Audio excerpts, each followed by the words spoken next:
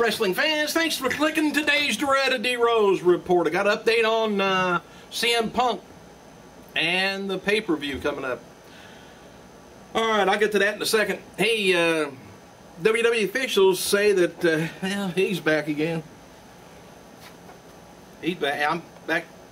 He thinks I'm talking to him whenever I start talking. By the way, before I get too much further on comments, let me know, did the deal with the Kansas City Chiefs over the weekend, the murder and everything, did that ring a bell with you? It did with me and Benoit. I got to thinking about that. Of course, there wasn't he didn't kill his child, though, luckily. But it's a horrible incident, but they're trying to make the guy out, the football player, he's a victim in all this. You know, he couldn't help it. He's, you know, whatever. But I never did hear. Now maybe you can maybe update me on this. I never did hear what they said about Benoit. What possibly was it concussions? Did they check his, you know, the brain tissue? Did they do any research on that? I can't remember whether they did or not. But this guy, the football player, he wanted his brain, I think, analyzed for quite a while about concussions. So, but don't know whether there was any drugs involved. Haven't heard any more about that. But with the football player, but well, I rang home big time with me on Benoit deal. Terrible, but they didn't play up Benoit as a victim, I don't believe. But well, they just disowned him. Now I don't think the football league's going to disown this guy, but no matter what, he's a murderer, and it's terrible. Let me know if you heard any more on Benoit. I don't know whether they ever checked out the concussions or not. I know they thought that could have been. Or roids, one or the other. Alright, back to some news. Noted on Tuesday that WWE officials think that Barrett and Ziggler is now ready for the big-time main event bookings. And Ziggler more than Barrett, though. But it's going to take a long time to, you know, to get them over. You know, but give them time. And WWE has issued a press release on Tuesday to tout their new app. Don't know whether they got their app or not. Anyway, it's secured more than 2.7 million downloads in 215 countries since its launch just 4 months ago. And on Monday, when WWE, of course, anything for free, people are going to grab it up.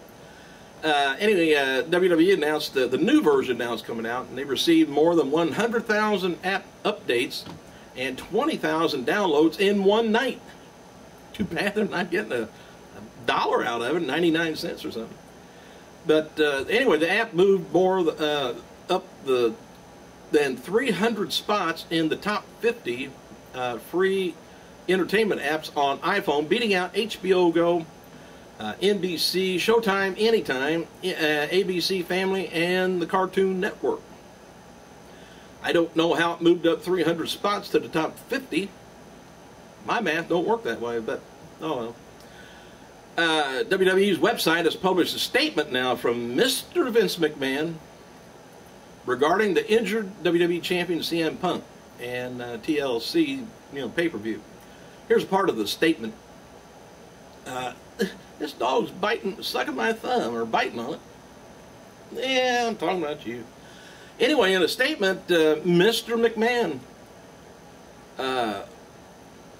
said through his office, speaking to the developing situation around the TLC pay-per-view because of previous reports, knee injury to CM Punk suffered this past Monday night on Raw. Punk is unable to compete in the TLC ladders match against Ryback on December 16th. I got a little something to say on that, but in a statement, Mr. McMahon also announced that a 6-man table, ladders, and chairs match is being added to the pay-per-view, in which Ryback's going to be teaming with Team Hell No to battle Shield in the TLC match. Yeah, it could be even more exciting of a match. I don't know. At least we get to see more of the Shield. We'll give us your opinion of that later. Anyway, furthermore, said the first time ever, the winner of the TLC match will be determined via pinfall or submission. And noted earlier today that Monday's Raw hit a 3.44 million viewers. The show did a 2.55 rating overall, down from last week of 2.72, which is the lowest number for Raw in nearly 15 years for a non-holiday show. And that even happened. Vince swears it always goes up when he's on there. He was on there. Anyway, there's a little bit more on Punk. WWE.com provided another update on the champion undergoing emergency surgery yesterday. Dr. Andrews successfully completed the scope of CM Punk's knee this afternoon, which was yesterday, and trimmed a cartilage tear in the knee. Dr. Chris Annam, a colleague of Mr. Andrews, said in the statement, CM Punk underwent knee surgery today to move a piece of torn meniscus that has locked up his knee. The surgery performed by Dr. Andrews went smoothly. CM Punk should be making a full recovery. They didn't say how long. All right. Now, I noticed when Punk came down to the ring with Paul Heyman at the end of the show, nothing was wrong. Now they're going to, of course, blame it on I think he laid in the ring for quite a while. There's some video online of Punk getting hauled out of the ring after Raw went off the air. But he went through, of course, the table.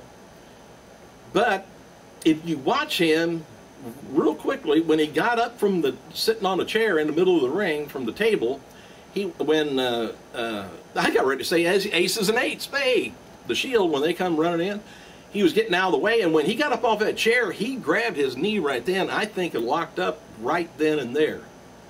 Because after that, he really didn't do any walking, running, there wasn't much of anything going on, but I think his knee locked up when he got up off the chair.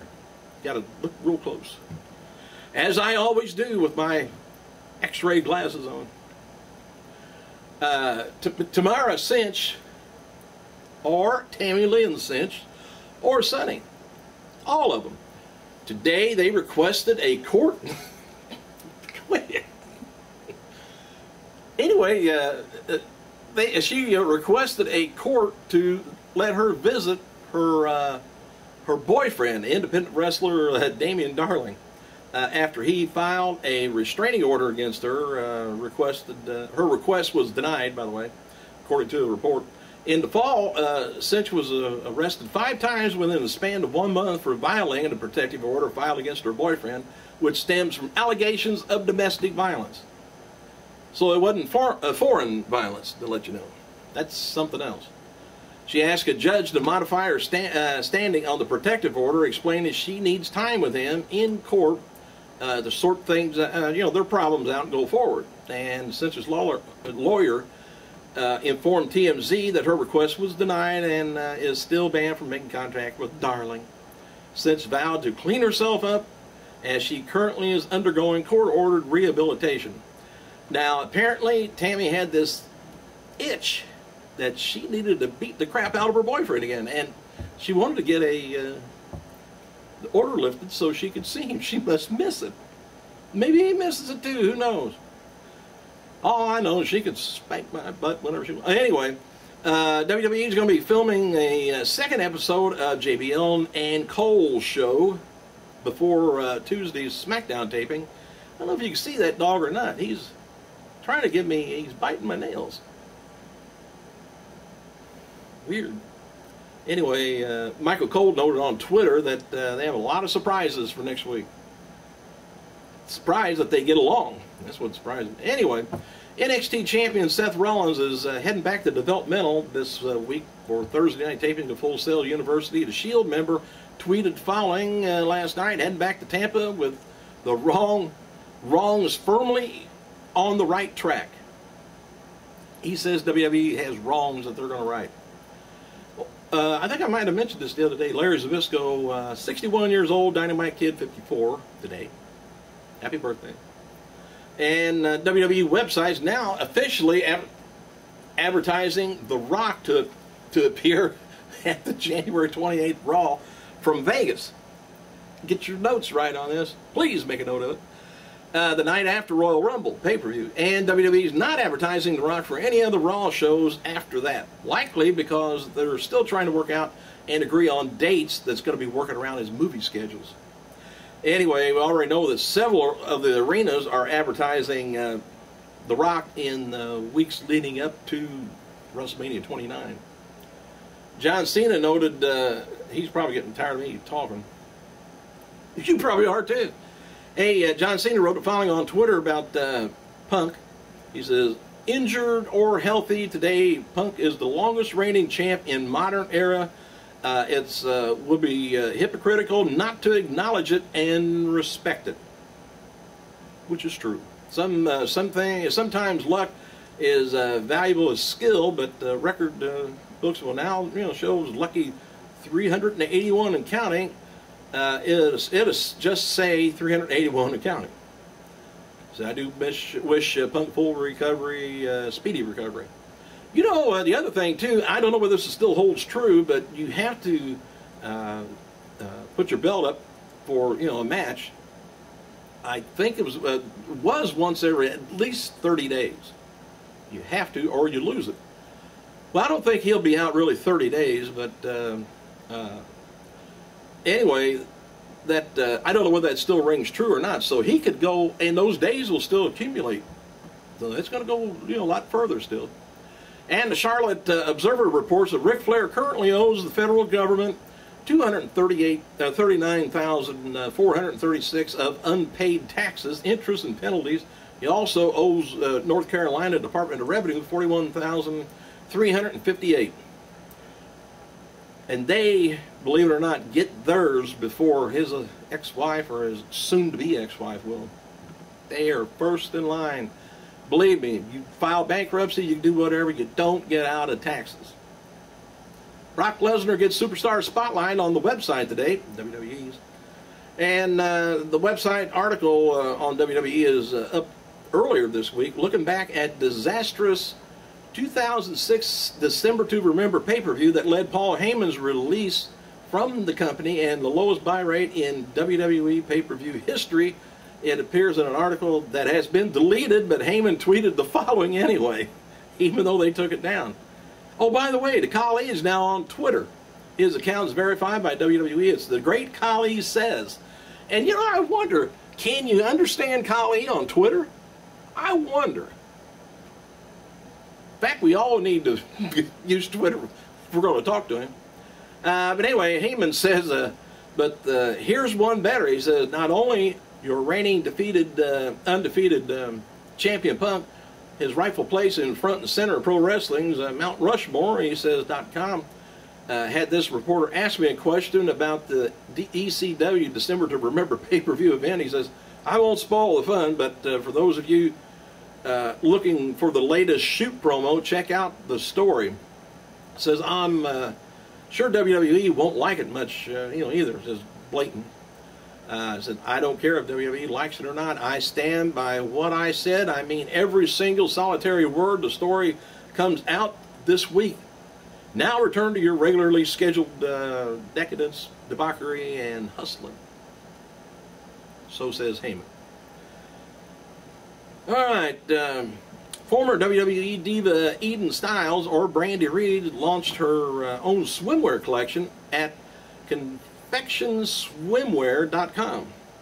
Her fiance is Cody Rhodes.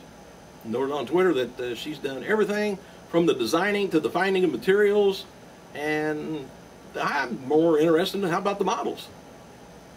After losing to AJ on Raw this week, Tamina Snuka reacted on Twitter. She says, you haven't seen what the chaotic exotic is fully capable of. Beware, little one. No one is safe. All right. What else have I got on here before I run out of time? I'm about out of time.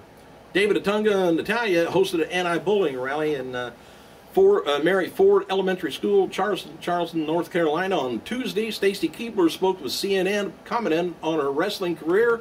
She says, actually, came all down to it's all in the past, all behind her. She needs to come back maybe once. Show a little respect, huh? Hey, let me know about the what you think about the Chris Benoit versus Kansas City. Thanks for clicking, you guys.